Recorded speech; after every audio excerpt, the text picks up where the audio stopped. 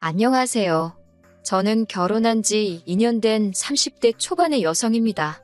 평생의 반려자로 믿었던 남편이 바람을 피웠습니다. 남편을 용서할까도 생각했는데 시어머니가 오히려 제 탓을 하시네요. 어이가 없고 쪽팔려서 친구들한테도 못한 이야기 여기서 풀어보겠습니다. 저와 남편은 대학교 캠퍼스 커플로 만났습니다. 남편이 적극적으로 다가와서 사귀게 되었어요. 졸업 후 저는 의류 관련 회사에 입사했고 남편은 저보다 1년 정도 늦게 취직을 했습니다. 그리고 서로 3년쯤 직장 생활을 한 후 우리 둘이 사업을 한번 해보자며 의류 도매 사업을 시작하게 되었어요. 사업이 기대 이상으로 빨리 성장해서 이듬해에는 추가로 직원들도 채용해야 할 정도였습니다. 그 후 사업이 안정기에 접어들면서 남편은 저에게 청혼을 해왔고 저도 당연히 기쁜 마음으로 받아들였어요. 평생 이렇게 행복하게 살 줄 알았네요. 양가 부모님이 각자 먼 지방에 거주하고 계셨기 때문에 6년의 연애 기간 동안 따로 찾아뵌 적이 없었습니다. 그러다 본격적으로 결혼 이야기가 나오면서 만나게 되었죠. 남편에게는 작은 사업체를 운영하시는 시아버지와 전업주부이신 시어머니가 계셨고 2살 어린 여동생이 있었습니다. 처음 인사드리러 간 날 시아버지께서는 남편에게 어디서 참한 여자를 데려왔다며 제주도 좋다고 하셨습니다. 그러면서 저에게 모든 일은 여자가 하기 달렸다며 항상 행실을 바르게 하고 현명하게 행동하라는 덕담을 해주시더라고요. 여기까지는 정말 좋게 받아들였어요. 그런데 시어머니께서 쓸데없는 말을 덧붙이셨습니다.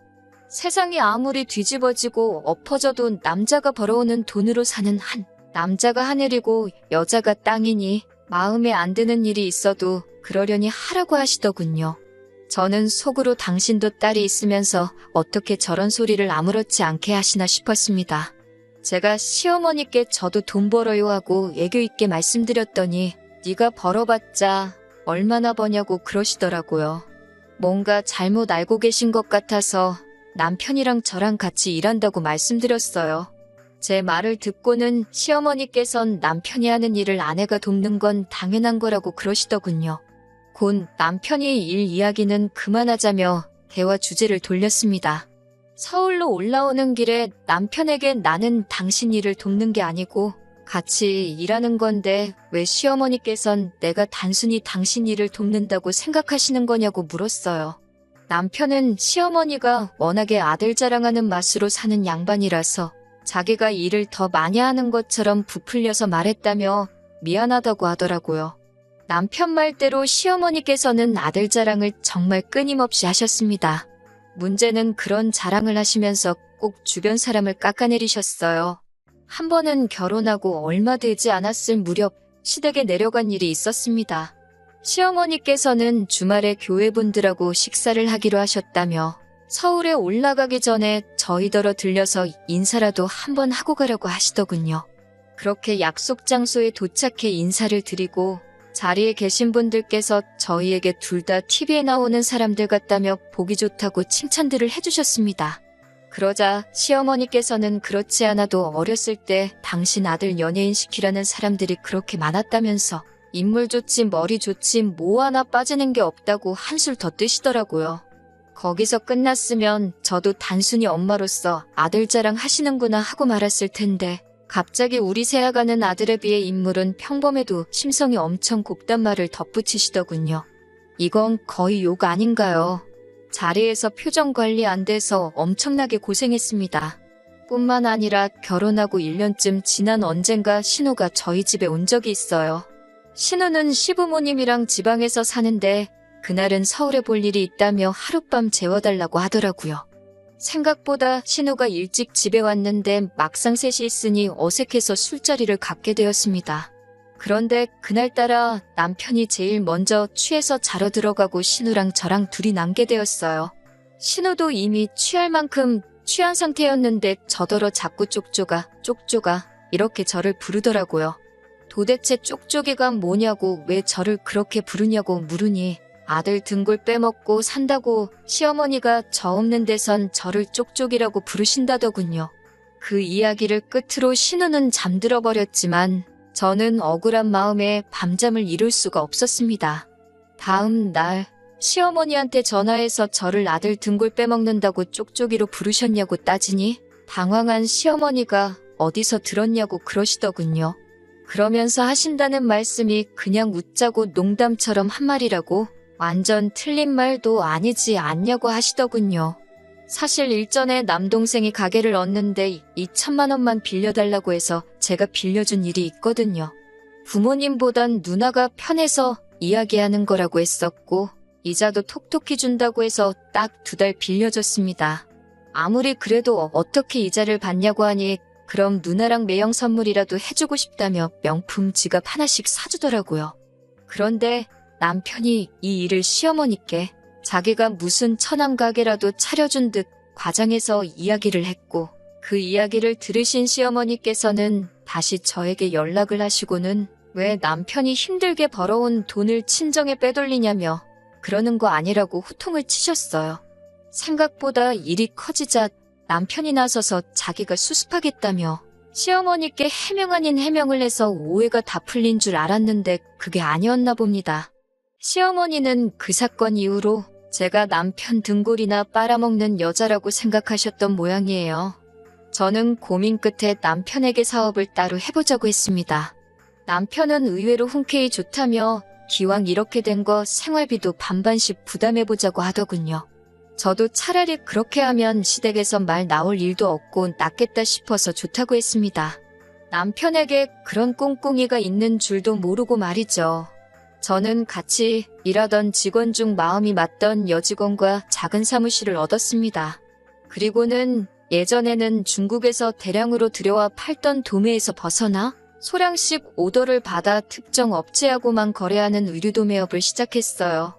다행히 여지껏 사업하면서 인맥 관리를 잘 해놓은 게 있어서 여러 사람의 도움으로 쉽게 자리를 잡을 수 있었네요. 하지만 남편은 기존에 하던 사업이 지겹다며 다른 일을 하겠다더니 와인바를 차리더군요. 말이 좋아 와인바지. 누가 봐도 이해 안 가는 위치에 매장도 작아서 누가 올까 싶었습니다.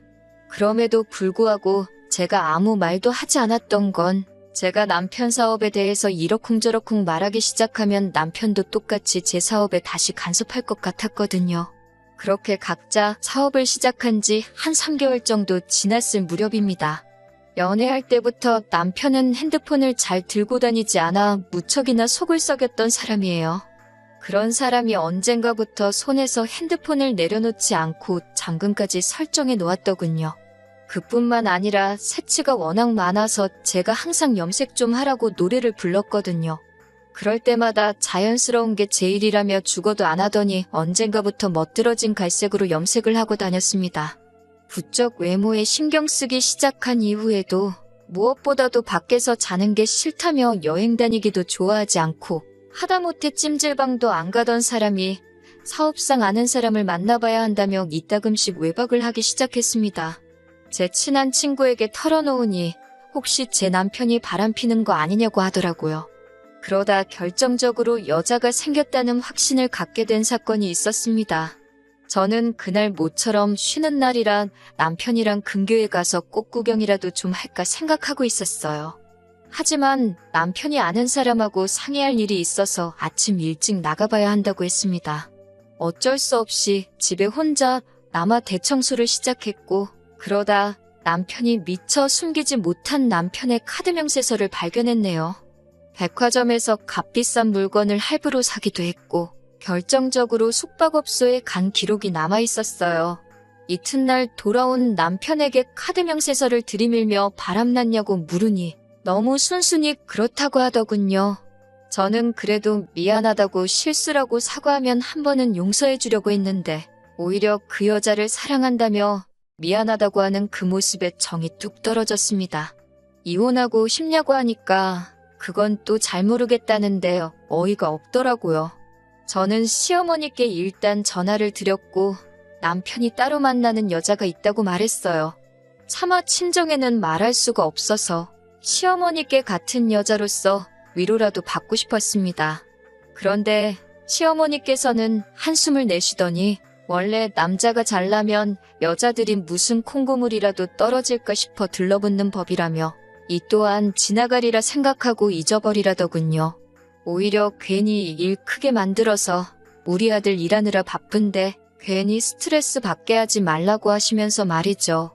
통화를 할수록 있던 정, 없던 정 전부 다 떨어져서 제가 그냥 이혼하겠다고 하니까 시어머니께선 말귀를 못 알아먹는다며 마음대로 하라 하셨습니다.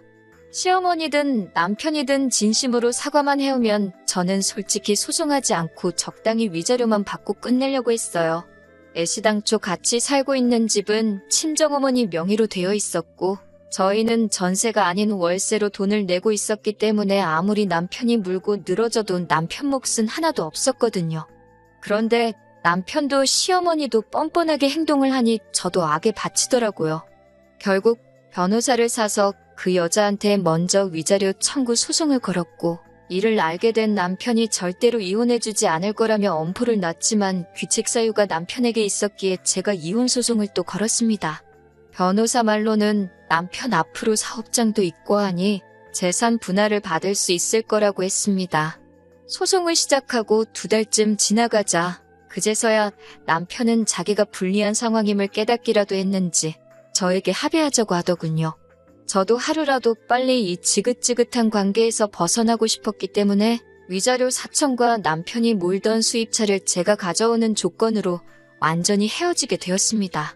저도 제 사연이 여기서 끝이면 참 좋겠습니다만 남편과 이혼하고 한 3달쯤 지났을 때입니다. 시어머니한테서 전화가 걸려왔어요. 시어머니께서는 다짜고짜 당신이 죽게 생겼다며 제발 한 번만 만나달라고 하시더군요. 친정 어머니께 털어놓으니 마지막이다 생각하고 얼굴 뵙고 잘 지내시라 인사라도 하고 오라고 하시더군요. 그리고 며칠 뒤 서울까지 올라오신 시어머니를 만나게 되었습니다. 반년 만에 처음 뵙는 거였는데 매우 수척해지셨더라고요. 건강하시냐 물으니 갑자기 닭똥 같은 눈물을 뚝뚝 흘리시면서 시아버지가 바람이 났다고 하십니다. 시아버지가 말수가 없으시긴 해도 그러실 분 같지는 않았는데 참 별일이다 싶더군요. 시어머니 말씀은 시아버지가 이혼하자고 하는데 자식이라고 있는 것들이 두 녀석 다 돈이 있는 시아버지한테 달라붙지 자기 편을 들어주는 이가 하나 없다면서 이를 어쩌면 좋겠냐고 저더러 자기를 도와달라 하시더군요.